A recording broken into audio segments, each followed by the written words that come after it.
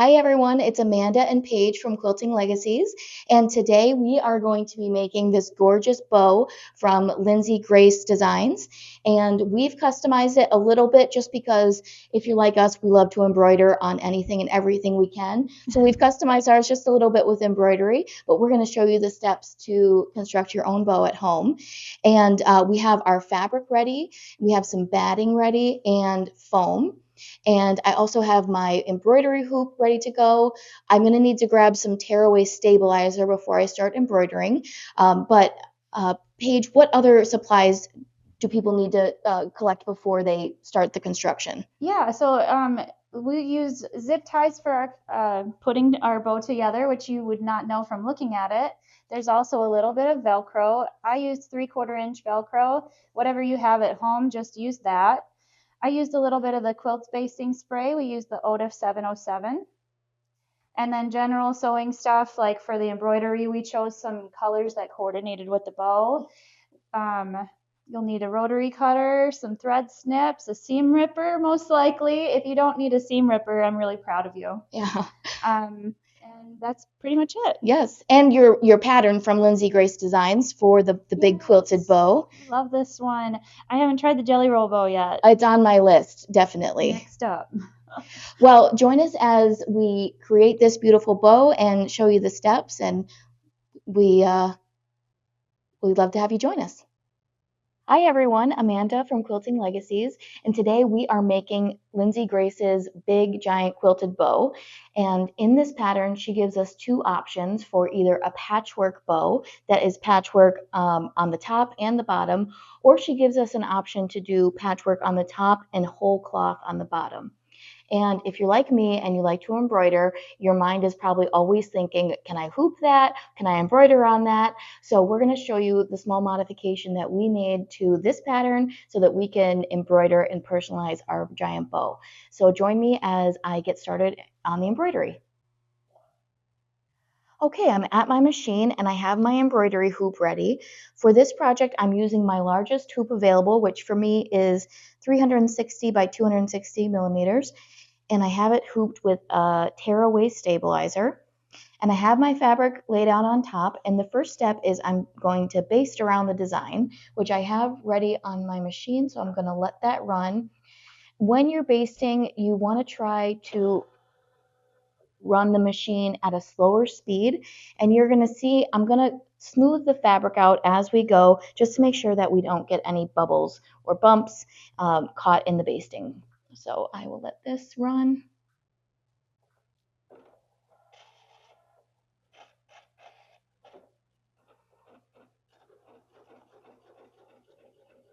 All right, my basting is complete. Now I'm ready to stitch the main design, which is the word welcome. I digitized in kind of a fall font.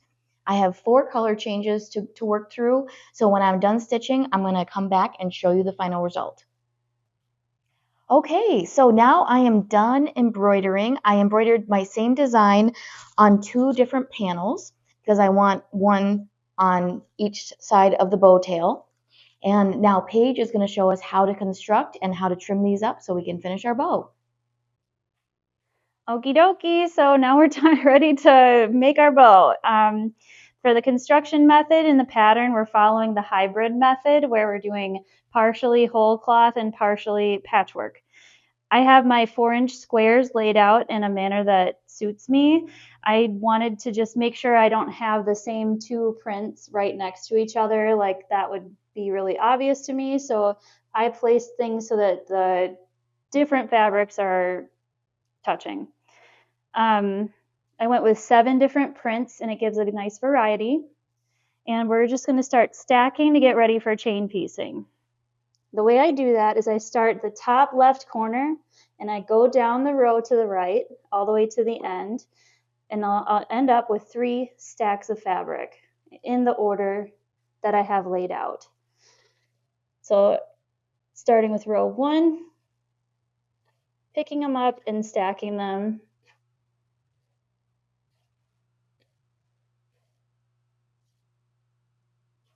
This is a really nice method to use if you don't have a lot of space on your sewing table or in your sewing room. Some people like to sew in their kitchen, at their kitchen tables. Leave us a comment if you're doing that. So this is row 2. I'm going to place it underneath row 1. And now I'm going to stack row 3.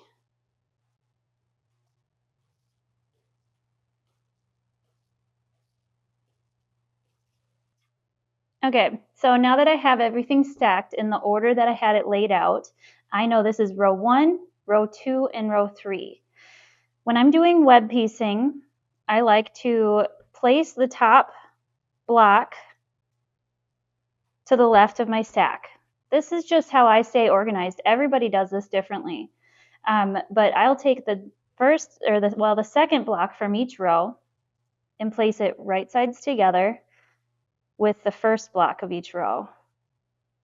And in that order, I'm going to stitch down chain piecing, meaning I'm not going to cut my thread between each stitch. So I'll sew row 1, sew row 2, sew row 3. Alrighty, I'm going to sew on the right side of my seam when I'm looking at it. So I'm going to go in here, and on my FOF Creative Performance 950 today, I'm using a 1/4 inch foot.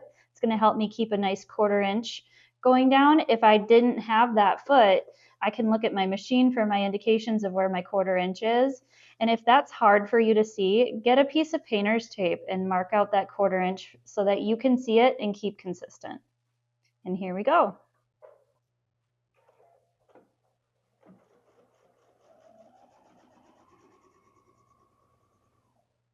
Trying to stay as consistent as I can with my seam allowance. I'm picking up the next stack from row 2, and I'm going to sew on that right side again. And row 3.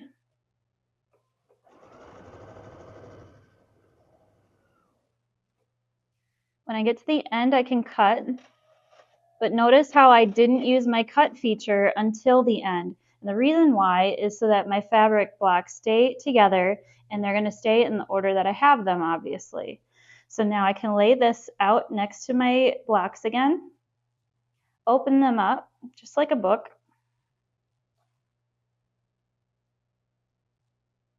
and then I can take my next piece and just like I did before, right sides together over the next seam. Row 1 and then row 2 and row 3. Now obviously these are going to go flying when I get to the machine, so we can use pins here or clips. And I have my handy pin cushion here.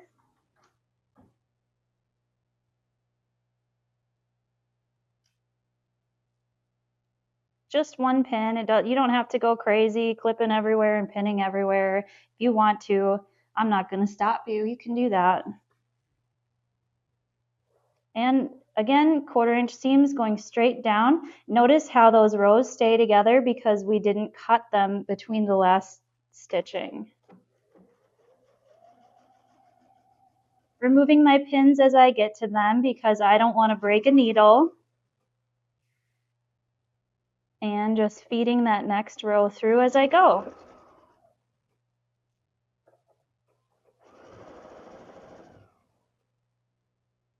You'll have to let us know in the comments if you are a person who sews over your pins or if you like to remove them.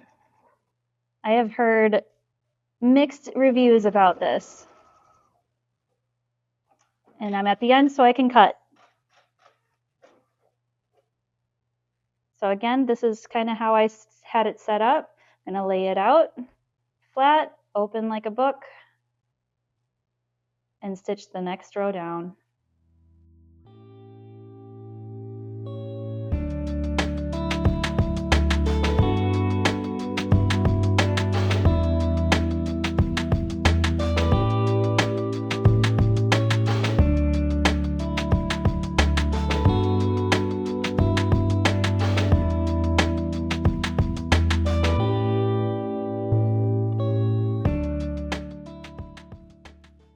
Okay, moving on to the last row here, I'm going to do the same thing that we've been doing the whole time. Just this time, I get to be done afterwards. And one thing that you'll notice about this machine that I'm using I don't have to raise the presser foot or lower it manually. It does it for me. And honestly, that's a convenience I never knew that we could have. But I'm only using my foot control, and my presser foot goes down and it starts sewing.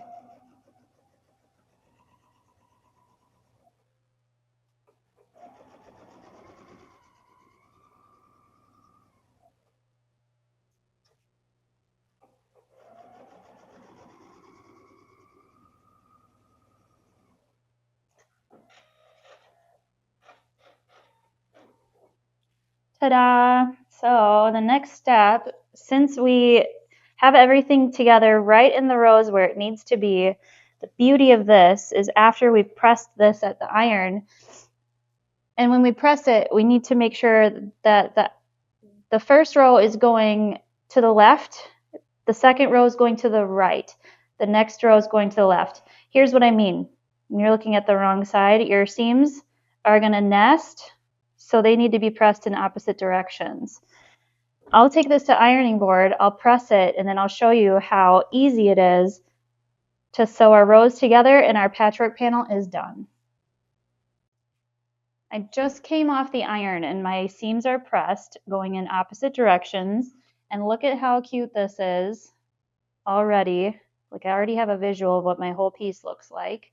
I'm going to take these rows, and since everything is connected by threads, I can just lay them right sides together,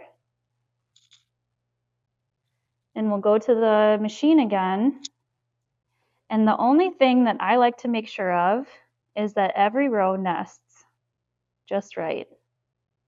So we've got one side the seam is going up and one side the seam is going down, and that makes our seams nest together.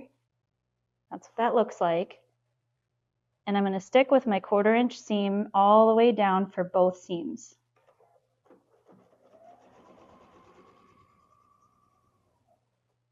Just lift it up, check that we're nesting every time.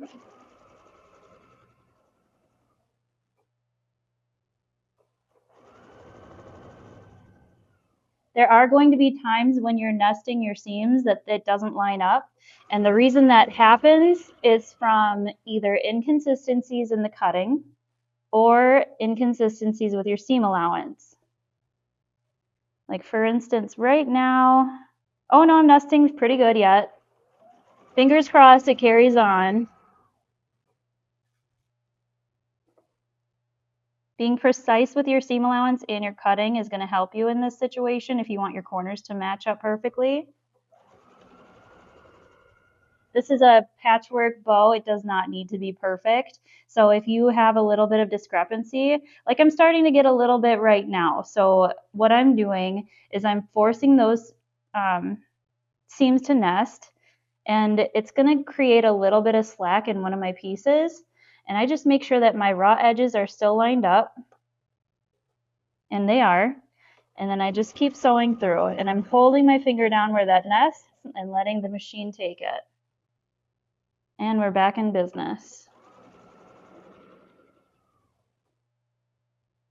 There's a pretty big gap here. You can I don't wonder if that's hard to see on this camera, but I'm just going to pull it so that the seams nest. Maybe this is terrible advice, but it makes quilts. Gets them done for me, so I continue. And we're nesting again.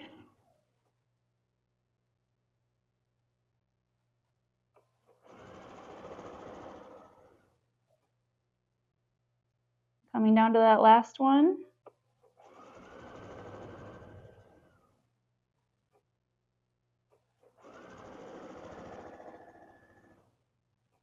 And there you have the first third of our patchwork panel is done. And how fast was that? It was like 7 minutes to get my rows first stitched together, another couple minutes to get your rows done, and your corners are pretty close to perfect.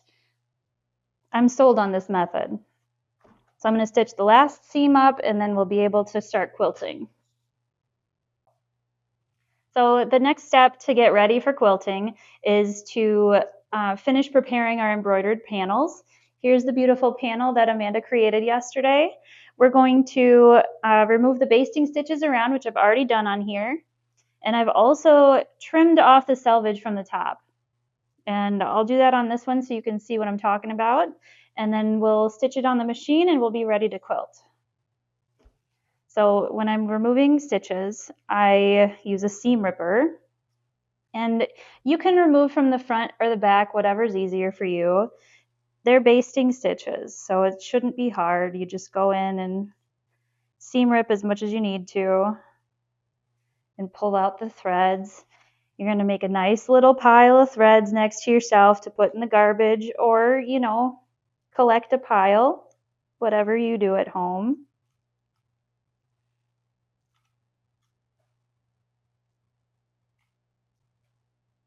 I always like to remove these basting stitches before I do my quilting.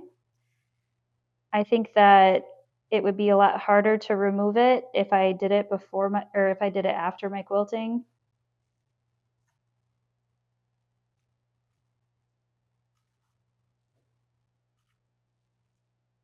So these basting stitches go all the way around where our hoop was positioned. I'm going to remove all of those, and also all of this paper I'll pull out. In the meantime, I'm going to trim up this edge so you can see how much I'm taking off. Really, I'm just eyeballing it. I'm looking at where that selvage ends, lining up my ruler so I get a straight edge, slicing it off. Okay, so I have removed my stitches, my basting stitches. I took out most of the paper. I left some of it in. If you are one of those people that wants to get all that paper out, you sure could, but I'm thinking about how we're going to use this bow. We're going to use it as decoration, so I really don't need to take it out. Now, the way that these tails go together, we want to be able to see our word welcome upright when we look at the bow. And that means I need to sew these edges at the top together. And what that's going to look like, if I kind of bunch that up, this will be our tails. And so I know that my welcome is the right side up. I'm going to place them right sides together. Stitch with another 1/4 inch seam.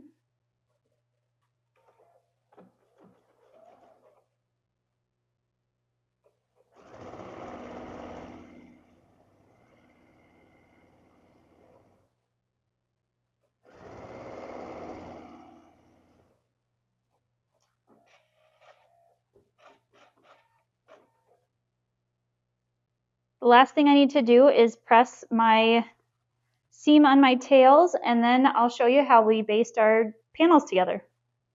To construct this bow, we need to quilt our panels separate, front and back. So instead of having a backing on our pieces, we're going to have the outside of our bow and the batting. I'm using foam on my front pieces, but my back panels I'm going to baste with quilt basting spray. When you're using your, or when you're doing your basting, I want you to use whatever your preferred basting method is. If you like to use safety pins, then that's what I recommend you use. We're really just basting these together as if we're going to make a quilt, because guess what? Our bow is pretty much a small throw size quilt. The product I'm using is the Otis 707. You can use your favorite spray basting. They come in all shapes and sizes, and they're all pretty good. One thing to note is you should use it in a well-ventilated space and protect your surface. If you don't protect your surface, make sure you clean it up afterwards, because you'll get stickies on all of your stuff. So we're going to just spray an even coating across our fabric. And my product recommendation is that you wait 45 seconds. You're really just waiting for it to get tacky. So I'm just being careful to smooth it so that it doesn't wrinkle. But the cool thing about this spray is it's repositionable. So if you get it into a point where you're like, ooh, that's kind of wrinkly, it's bunched up, you can lift it up and reposition it without having to respray. So I'm just laying my batting down and smoothing as I go. See, I get here and I'm like, oh, I don't think I like that position. So I'm just going to lift it up a little bit to try to help it out. Making it worse as I go, apparently. Here we go.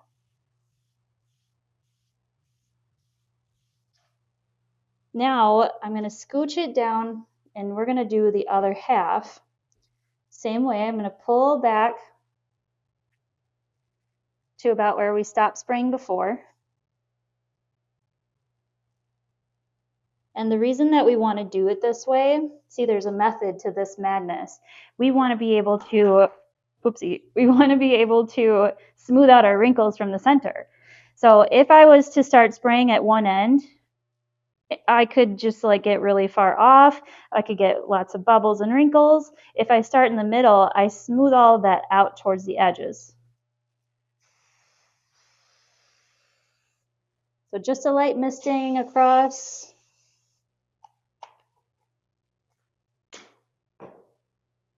Let it dry up a little bit. And then again, from the center out, just smoothing things down.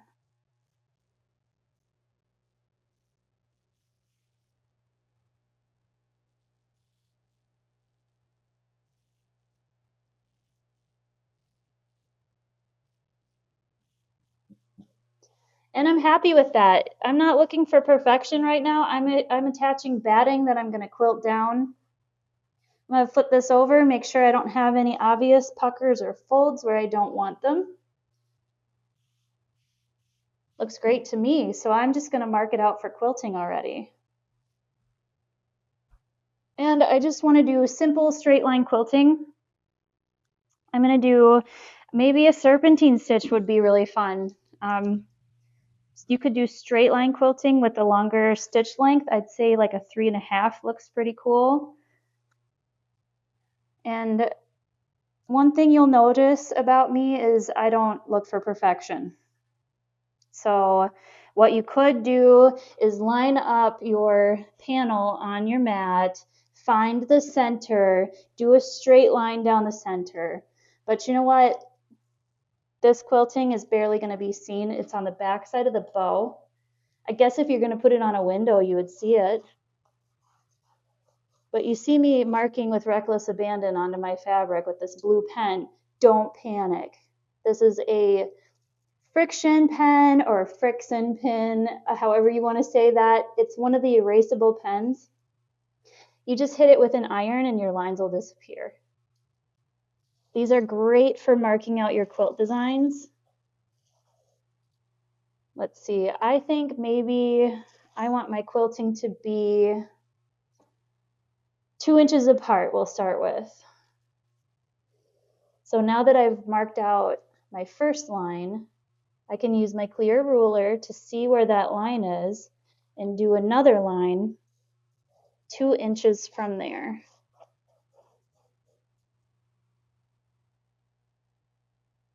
And I'm going to continue that all the way across.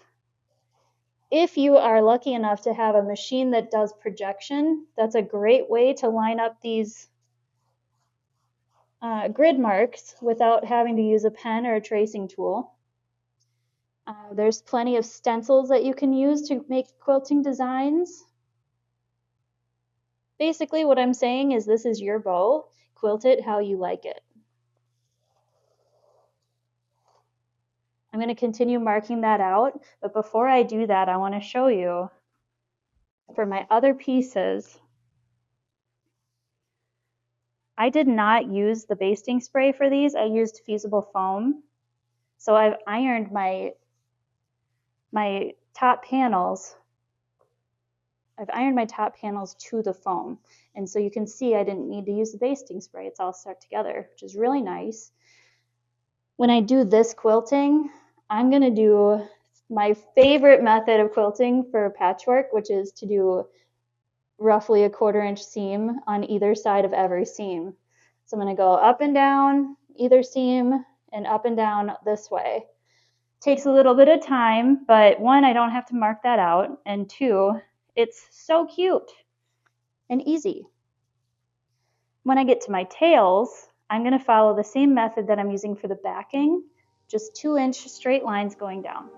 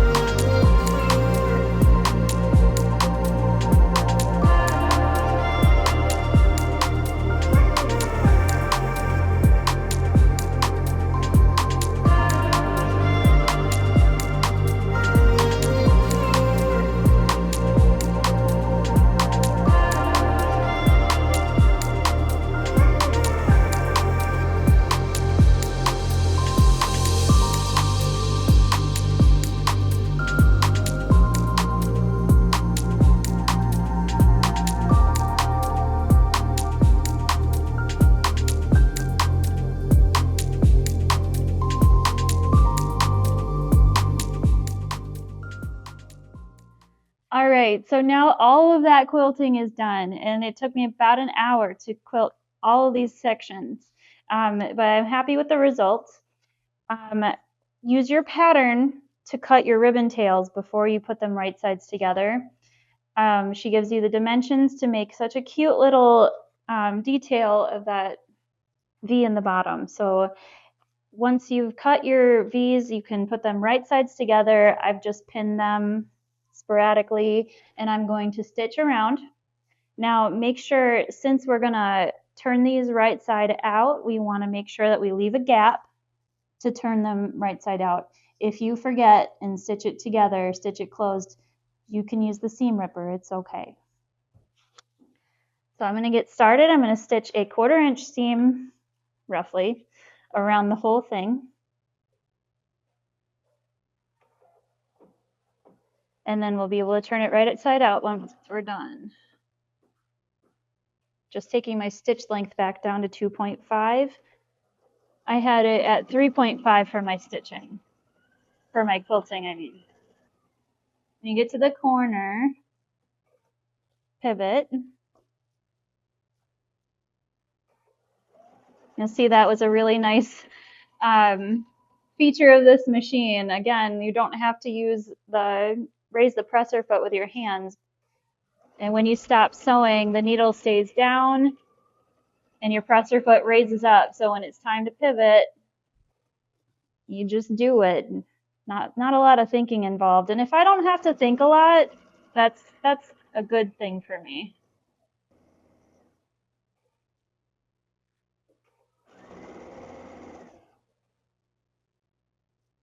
How big should your gap be? As big as you want it to be for turning it out, I guess. The pattern gives you an indication of how wide that should be. There, one thing I like to do is just check the other side to make sure that everything I stitched is covered. Hopefully it looks good to me. Hopefully if I trimmed it right, it'll come out right.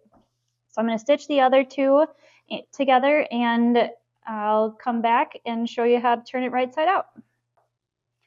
All right, I have stitched all the way around, and I successfully remembered to leave a gap to turn, which, you know, it doesn't always happen, and that's how I know you can just open it up with your seam ripper.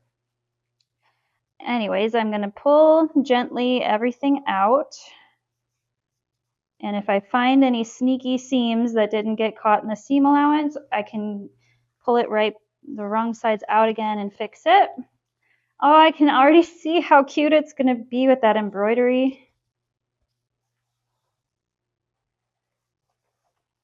Just really reaching into those points.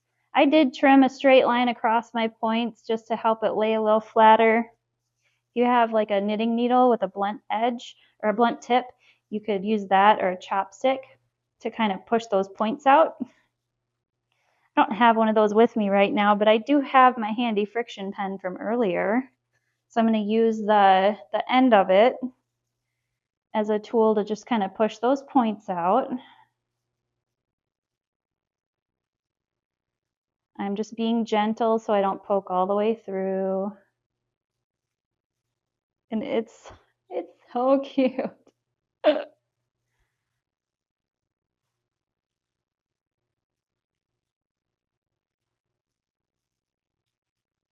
I've been doing this for a while, sewing, that is, and I have been known to push a little too hard in these corners.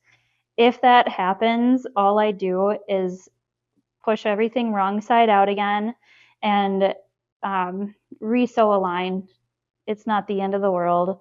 Just re-sew your points a little bit shorter than they were to begin with. And then when you turn it back out again, just be careful, be gentle. Make sure that the tool you're using doesn't have a sharp point.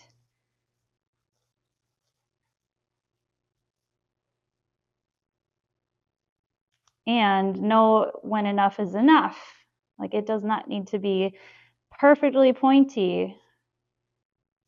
Like, that is just good enough. And if you could see it up close, you'd see it doesn't come out quite to the points, but I'm not mad at it. Oh, there is a step I just realized that I missed, and I'll show you. In this inner point here, we do want to trim into it. And like I said, we can still reach in and do that. So I'm going to take a little snips, thread snips. I'm going to pull that point out so I can reach it, so I can see it rather.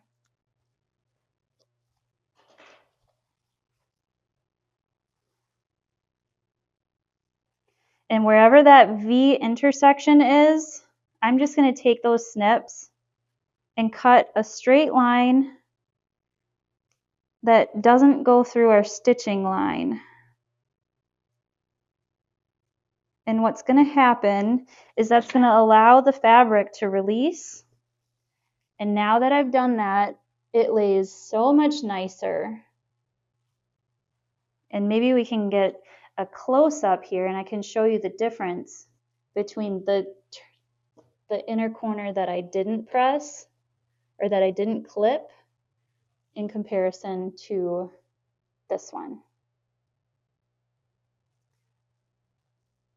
So that being said, I'm going to reach in and clip this one. And then I'm going to turn this one right side out and we'll come back to finish her up. Okie dokie. So we are finished turning it right side out and it's a new day. That's new me. And we're going to zigzag the top portion of our bow together.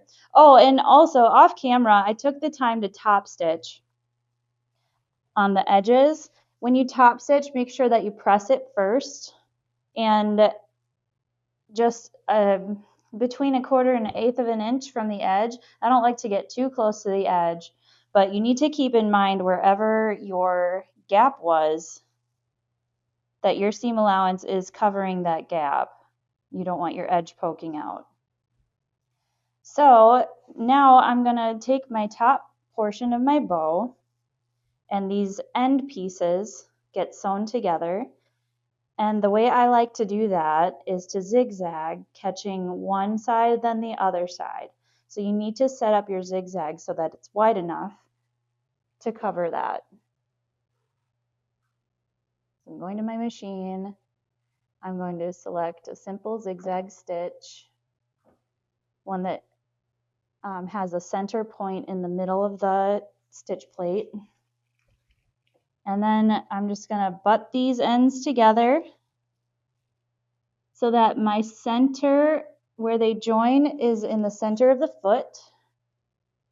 Check on my stitch width and make sure it's nice and wide. Really, as wide as it'll let you go is great. And then we're just going to stitch down, making sure that each stitch is touching the opposite piece. This stitch will not be seen in the end. What happens is we're going to create a tube that covers it up. So this does not need to be pretty. It just needs to hold your bow together.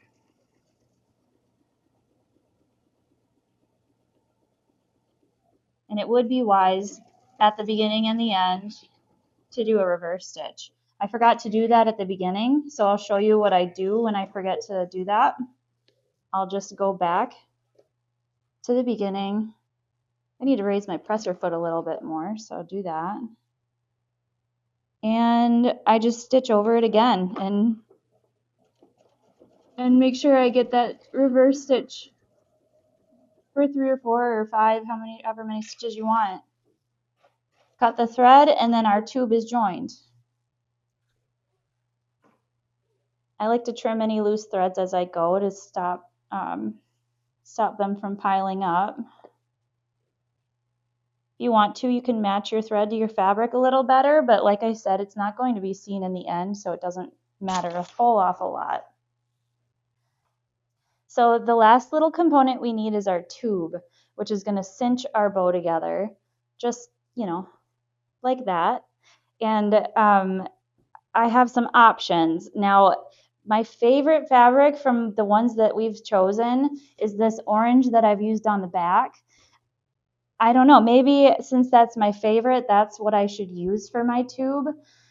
But to be more cohesive with the tails, I think we're going to go with the same brown that we used for the tail. I'm just calling that out in case you want to be more creative with your bow. Do what you like. This is why we're choosing this fabric, just to match our bow. So I've cut my, I don't know what we call this. I've been calling it a tubey thing. So I cut my tubey thing to the dimensions in the pattern. Follow your pattern for your own dimensions. Lindsy Grace recommends using batting, but we love foam around here. So I'm going to put a tube of foam, and I'll show you how we do that. So I'm going to put this fabric, I'm going to fold it so that the right sides are together the hot dog way. And I'm going to stitch along that very edge. So 1/4 inch seam allowance, make sure I get back to my straight stitch. I don't worry about reversing this time. I just do a solid straight stitch all the way down.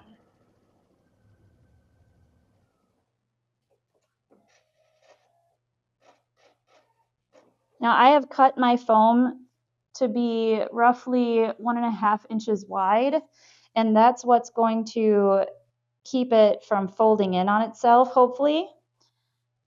I'm going to want to turn my tube out, so I've got a safety pin, putting it in and out of the fabric, and then I'm just going to turn it so that the right sides of the tube are out.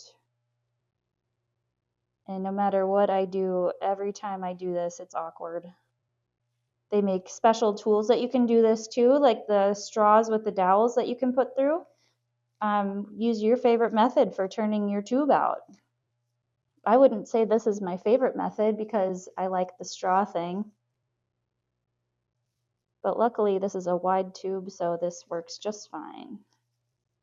The skinnier it gets is when you're going to want a different type of tool. So now I can take my safety pin off of there. Get this laying kind of flat. Now, one thing I want to make sure of is that my seam is on the bottom side, or really just on one side, because that won't be seen in the end. I'm going to take my foam and put my safety pin through there. And then thread it through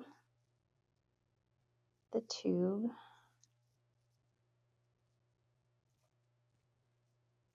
So then if everything goes well, then you should have a flat piece of foam that goes from edge to edge.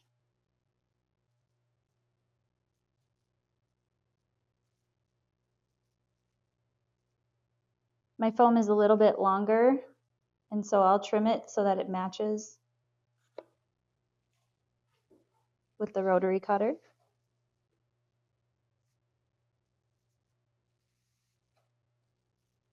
The seam doesn't need to be perfectly in the center. It can just be, as long as it's going straight across. I wouldn't want it to be like down here and up here, because that would be off kilter. This will be the right side, which will be nice. So I'm going to trim this up with my rotary cutter on the mat.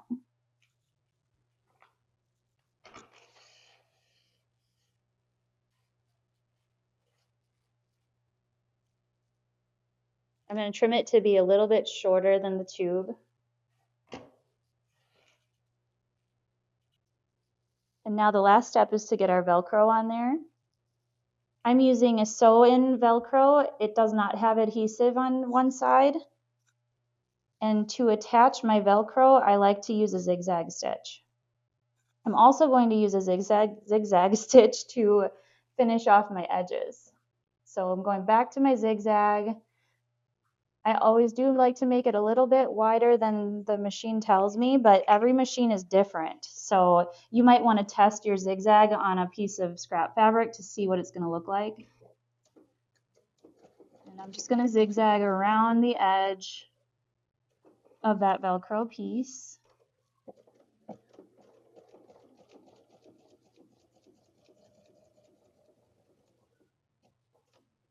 You'll notice I didn't reverse at the beginning, and this time that was intentional because we're going to stitch back over it at the end.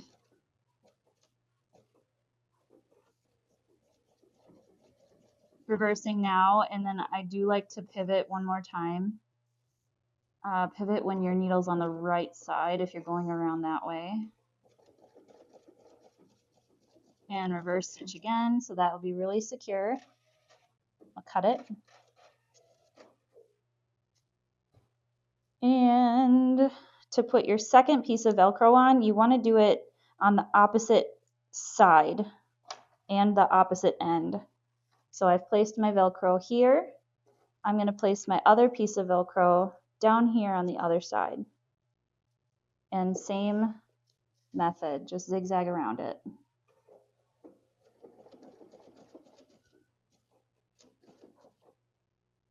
I'm always going to try to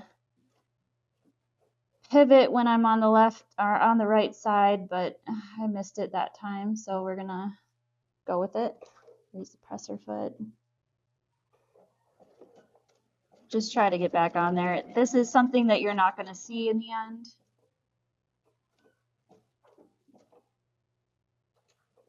Missed it again.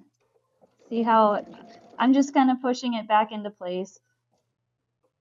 Down on the right. Now when I pivot, the next stitch will go to the left. That's why I'd like it to stop on the right.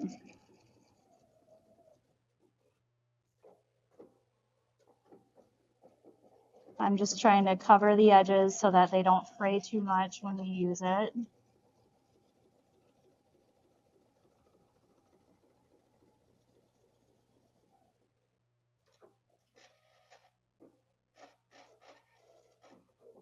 When you're following your pattern, she has different instructions that make another different style of finish, and you can try either way, see what you like best. The reason we like to do it this way is because, like I said, we really like to use foam. It just gives a really cool, stable finish when you use foam. So you'll see when you use a zigzag on your ends, they're not as finished as if you would have turned them over. But since this tube is going to be the back side and invisible, you're only ever going to see the nice side. Now it's time to put the bow together. We'll welcome back Amanda and finish her up. All right, welcome back, Amanda. Thank you. We're going to put our bows together. The way that we do that is we need to zip tie them with like the ugliest zip ties you can find, but it's okay because you're never going to see them. As long as they're sturdy. That's right. That's important because they could break. What I like to do is have my bow on a flat surface, and I'm going to just pinch it up like an accordion fold. You think about all those times you used to make a paper fan, that's kind of what I'm doing here. It helps the bow sit nicely. And I'm just making sure that that center seam that we had is lined up. I'm going to hold this up for you. Great. And I'm just going to zip tie it tight, and then we'll trim that little bit off. And we'll do the same with the other portion. This side's a little bit trickier just because it's a little bulkier. We're going through 2 layers this time, but same idea. One thing I like to make sure of is on my zigzag side, I'm putting my fold down, and I'm hoping that my end fold is also going to be in that direction. Is that to help it lay nicer or to cover the stitching? I think it covers the stitching but nicely from the front. Absolutely. Yeah, that looks really nice. So I'll hold this together. Okay. Oops. Definitely helps to have 2 sets of hands for this step. For sure. There we go. And yeah, as tight as we can get it. I'm going to squeeze a little bit more, and There we go. That's going to help our tube lay flat. We do need to trim these off, and here's a little scissors that might work. We'll try it.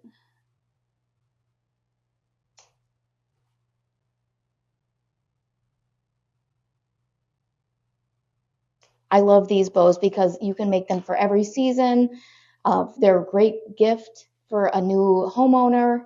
Oh, absolutely. You can customize them for the person's taste. Yes. Mine would be a spooky one. Oh, yeah. So we'll just kind of stack those together, and then we'll take our tube and hide that ugly zip tie. And hopefully our Velcro wraps around enough. Looks like it does. I can rotate it. We want the Velcro all the way in the back, so I'm just going to rotate it a tad. Okay. It's a little snug. If you find that your tube's a little snug, maybe you can squeeze your bow together a little bit more, which I think I can. Oh, yep, there you go.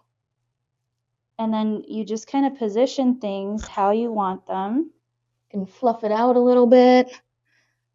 Oh, that is so beautiful. It turned out so cute. This is going to welcome anybody in the fall, really all year long. It's so pretty. Kind of reminds me of heirloom quilts. Yes.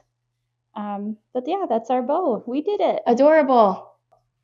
So here it is, the finished project. We hung up our bow with this rope because it just kind of adds to the charm, really. If you have like a wreath hook, you could use that as well. It just depends where you want to hang it on your wall. So that's the bow. It turned out beautifully. We can't wait to see how you customize your bow at home. Thank you for joining us at Quilting Legacies. We'd love to see a picture of your bow if you drop it in the comments, and like and subscribe to our channel. We'll see you soon. Thanks for watching.